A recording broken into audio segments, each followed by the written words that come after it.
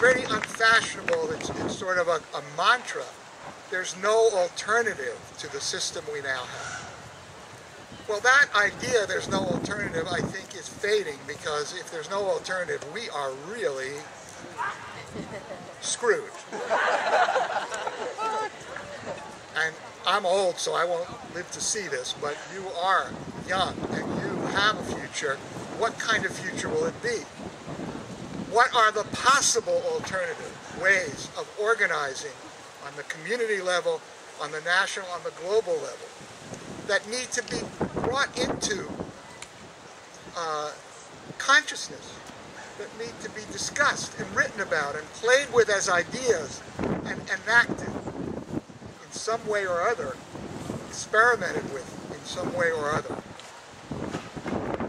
And the one place still in society where there's time, energy, and resources to think about those things is the university, the college, the academic world. We need to get there. So if people want you guys and other occupied people are occupying to have specific demands, and I've said there will be those. But the thing I don't hear enough of is, and I even hear people cutting their, hedging their bet. Oh, I heard a speaker downtown today. We're not against capitalism, we're just for a fairer system.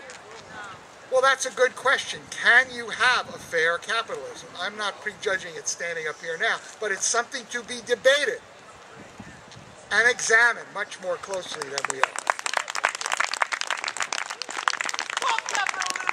Okay. And whatever that means,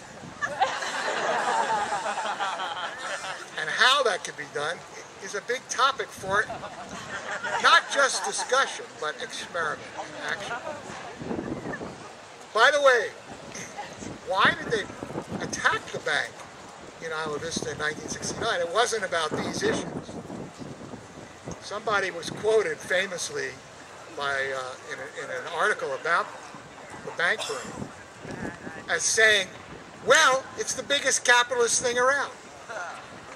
That's why we attacked it.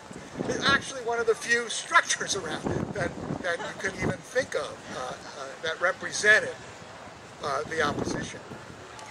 So even though that phrase was used, I don't think that the efforts of the student movement back in 69, 70, when they were attacking this bank, constitute much of a legacy to draw on for this kind of struggle, because economic and class issues weren't paramount in those days.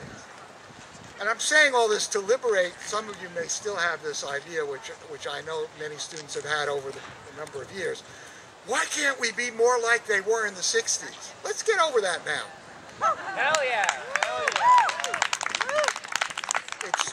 It's exciting for those of us like the professors who've been addressing you, who are veterans of the 60s, who were activists then, to be invited to speak to you. But this is much more now, this time, with issues pertinent to this moment, with strategies, tactics, ideas, and creativity for this moment.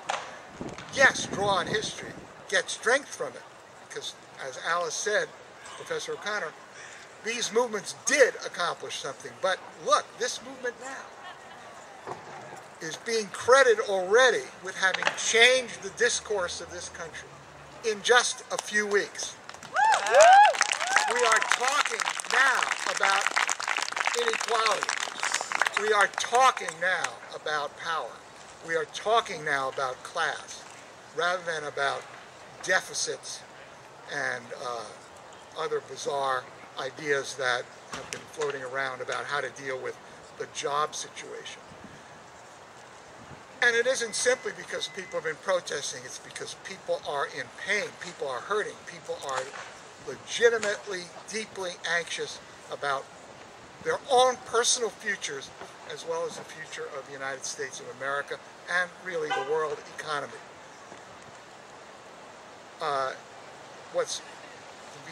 To conclude, even though there's that pain and hurt, what's really good about this movement emotionally is that it's upbeat. It has a kind of joy about it. It has a kind of celebratory character. And what I started with, I'll finish with. It's a time to sing as well as seriously discuss. Yeah!